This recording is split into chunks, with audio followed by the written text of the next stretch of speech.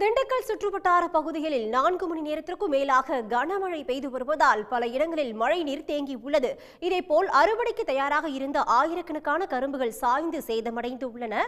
இது பற்றி விரிவான தகவலை தர காத்திருக்கிறார் செய்தியாளர் ஐயப்பன். தற்பொழுது விளைநிலங்களுக்குள் தண்ணீர் புகுந்திருக்கிறது. விவசாயிகள் எவ்வளவு இழப்பு ஏற்பட்டிருக்கிறது? விவசாயிகள் என்ன சொல்றாங்க?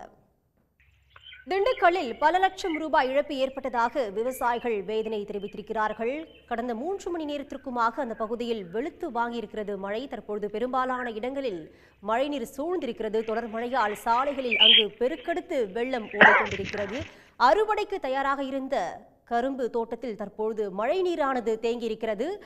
இது பற்றி விரிவான தகவல் தர காத்திருக்கிறார் செய்தியாளர் ஐயப்பன். விவசாயிகளுக்கு எந்த அளவுக்கு இழப்பு ஏற்பட்டிருக்கிறது? இந்த பகுதிகளில் மழை நீரானது தேங்கியிருக்கிறது. பொதுமக்களுடைய இயல்பு வாழ்க்கை எந்த அளவுக்கு பாதிக்கப்பட்டிருக்கு? நிச்சயமாக வங்கக்கடலில் ஏற்பட்டுள்ள காற்றின் சுழற்சி காரணமாக தமிழகம் முழுவதும் பரவலாக மழை பெய்து வருகிறது. குறிப்பாக ஒரு சில மாவட்டங்களில் கனமழை பெய்து வருகிறது. இந்நிலையில் திண்டுக்கல்லில் கடந்த 3 நாட்களாக வெயிலின் தாக்கம் குறைவாக இருந்தது. ஒரு குளிர்ச்சியான சூழ்நிலை நிலவி வந்தது. இந்நிலையில் இன்று காலை சுமார் 4 மணி நேரம் தொடர்ந்து இடைவிடாமல் மழை கொட்டி தீர்த்தது. இதனால் திண்டுக்கல் நகரமே வெள்ளக்காடானது. திண்டுக்கல் நகரில் உள்ள மெயின் ரோடு வெள்ளை விநாயகர் கோவில், பேகம்பூர், நாகல் நகர், திருச்சி ரோடு, கோபால் நகர், ஆர்எஸ் சாலை, கச்சேரி தெரு, ஒத்தக்கன் பாலம் ஆகிய இடங்களில் முழங்கால் அளவிற்கு தண்ணி தேங்கி நின்றது. 4 மணி நேர தொடர் மழைக்கே திண்டுக்கல் நகர் முழுவதும் முழங்கால் அளவிற்கு தண்ணி தேங்கி நின்றது. இதனால் பொதுமக்களின் இயல்பு வாழ்க்கை மிகவும் பாதிக்கப்பட்டது.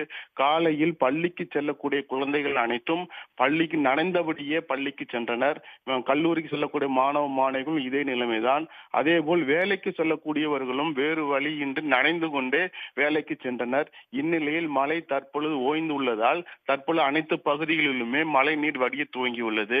இந்த மழை நீர் வடியும் எங்கு தேங்கி இருக்குது என்பதற்காக ஆய்வு செய்வதற்காக திண்டுக்கல் மாவட்ட ஆட்சியர் பூங்கொடி, இந்த மேயர் இளமதி, துணை மேயர் ராஜப்பா மற்றும் நகராட்சி அதிகாரிகள் ஆங்காங்கே சென்று மழைநீர் தேங்கியுள்ள பகுதிகளில் ஆய்வு பணிகளை மேற்கொண்டு வருகின்றனர். இதனிடையே திண்டுக்கல் நகர் மட்டுமல்லாது திண்டுக்கல்லை சுற்றியுள்ள நாகல் நகர், பேகம்பூர், தோமையார்புரம், ராஜகாப்பட்டி, முருகபவனம், செட்டிநாயக்கன்பட்டி, பூச்சிநாயக்கன்பட்டி ஆகிய பகுதிகளிலும் தொடர்ந்து மழை பெய்ததால் செட்டிநாயக்கன்பட்டியில் 50 சென்ட் நிலத்தில் கரும்பு பயிர் செய்திருந்த கணேசன் என்பவருக்கு இந்த மழையின் காரணமாக நன்கு வளர்ந்திருந்த 7 அடி உயரத்திற்கு வளைந்திருந்த கரும்பு சாய்ந்து விட்டது. கரும்பு தட்டை சாய்ந்து விட்டது. கிட்டத்தட்ட ஆயிரக்கணக்கான கரும்பு தட்டைகள் சாய்ந்ததால் அவருக்கு 3 லட்சம் ரூபாய் வரைக்கும் இழப்பு ஏற்பட்டுள்ளது. அவர் இது குறித்து சொல்லும்போது தான் பணம் வட்டிக்கு வாங்கி பயிர் செய்ததாகவும் அறுவடைக்கு தயாராக இருந்த நிலையில் தற்பொழுது ஒரு வாரத்தில் அறுவடை செய்யக்கூடிய தலை இருந்த நிலையில் தற்பொழுது கரும்பு தட்டைகள் அனைத்தும் சாய்ந்து விட்டதால் தனக்கு 3 லட்சம் ரூபாய் வரைக்கும் இழப்பு ஏற்பட்டுள்ளதாக தெரிவித்தார்.